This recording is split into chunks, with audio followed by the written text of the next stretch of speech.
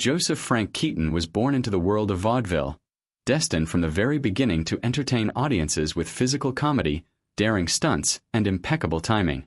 But the defining moment that would shape the man known as Buster Keaton occurred when he was still a toddler. While touring with his family's vaudeville act, the two Keatons, young Joseph took a spectacular tumble down a flight of stairs. It was not a minor slip. It was a full head-over-heels fall, one that might have left any child crying or injured. Yet, astonishingly, the small boy rose to his feet, dusted himself off, and reportedly did not shed a single tear. Among the onlookers was the legendary escape artist Harry Houdini, a family friend and fellow performer.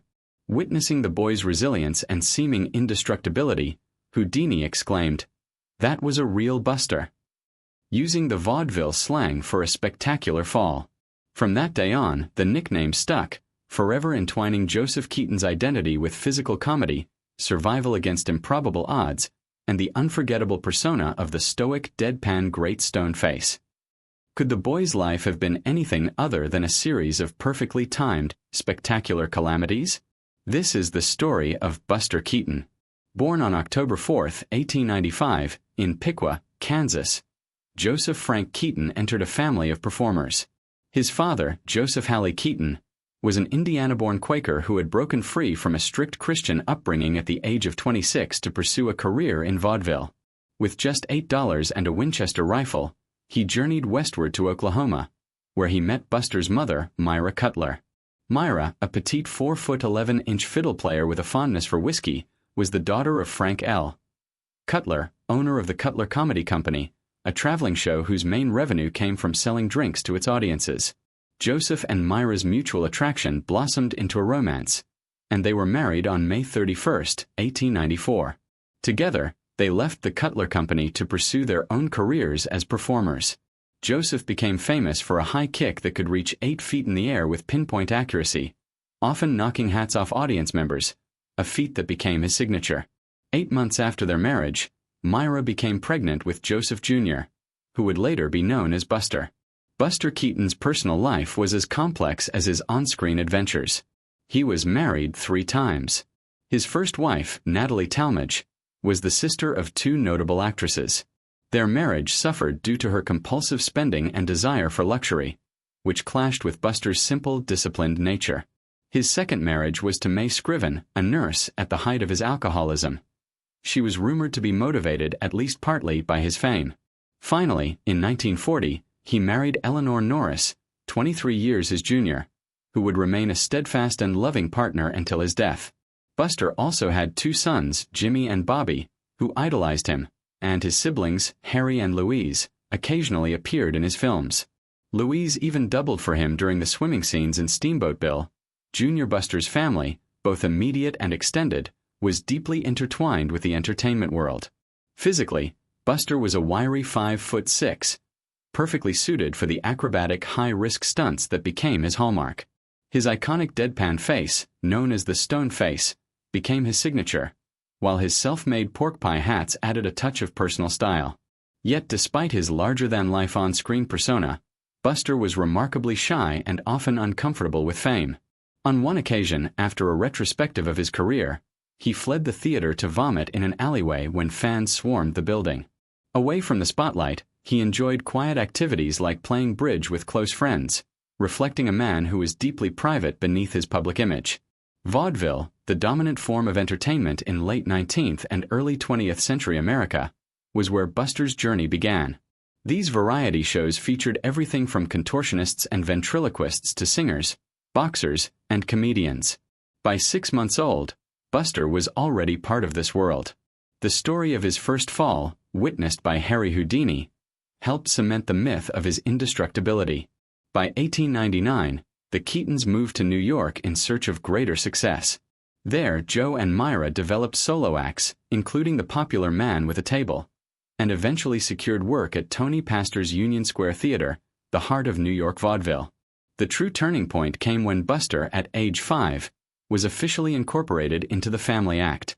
Constantly mischievous and disruptive during his parents' performances, Buster was initially tied to a stage pole to prevent interruptions.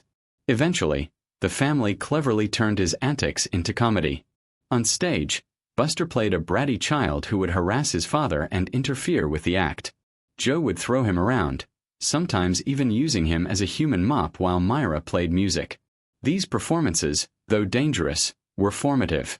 They also shaped Buster's iconic deadpan expression, a comedic tool he honed because his father insisted he never smile during routines.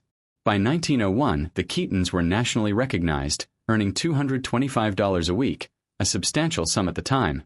But their success drew scrutiny from the Society for the Prevention of Cruelty to Children, known as the Gerry Society.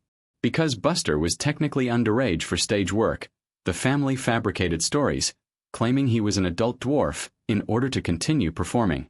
Despite occasional inspections and fines, the Keatons persevered, relocating to Bluffton, Michigan, as a home base during summers while touring smaller towns.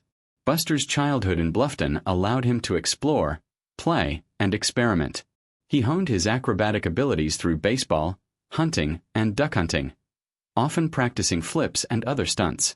He also developed a reputation as a prankster, entertaining himself and the town with mechanical devices and comic tricks in collaboration with his friend Ed Gray.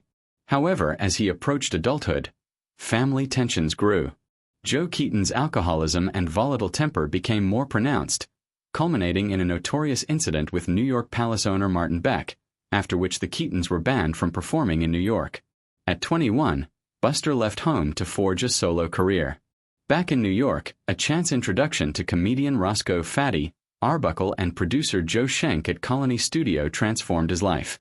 After a successful audition, Buster signed a 3-year contract with Comique Productions. There, he learned not only to act but also to film, edit, and direct, gaining skills that would make him a pioneering force in silent cinema. Collaborating closely with Arbuckle, Buster starred in acclaimed two-reel comedies such as The Rough House, Out West, The Bellboy, and The Garage. These experiences laid the groundwork for his independent filmmaking era. After returning from World War I, where he served in France as an army cryptographer and entertained troops with the Sunshine Players, Buster rejoined Comique Productions. His loyalty to Joe Schenck kept him earning $250 a week despite higher offers elsewhere. Following Arbuckle's departure to pursue feature films, Buster took command of his own studio, Buster Keaton Productions. Here, he created his masterpieces: 1 Week, The Playhouse, Cops, Sherlock Jr., The Navigator, 7 Chances, and The General. These films combined acrobatics, mechanical ingenuity, and precise comic timing to produce enduring cinematic art.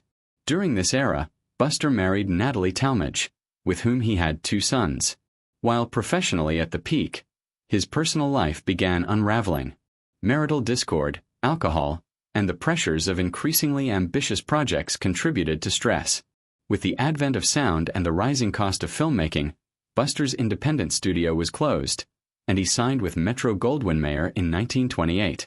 The contract offered generous pay but stripped him of creative control, and the rigid studio system stifled his improvisational genius. Films such as The Cameraman and Spite Marriage suffered under excessive interference, and Buster's distinctive humor was diluted by formulaic scripts and direction. By the early 1930s, Buster's life had taken a downward turn. His marriage to Natalie ended in a bitter divorce in 1932, leaving him without his home, children, or fortune. Alcoholism further exacerbated his struggles, and after a brief, chaotic marriage to May Scriven, he faced career obscurity. From 1933 to 1935, Buster appeared in low-budget shorts for educational pictures and small European films, often for a fraction of his former pay. The death of his mentor, Roscoe Arbuckle, deepened his despair. Recovery came slowly.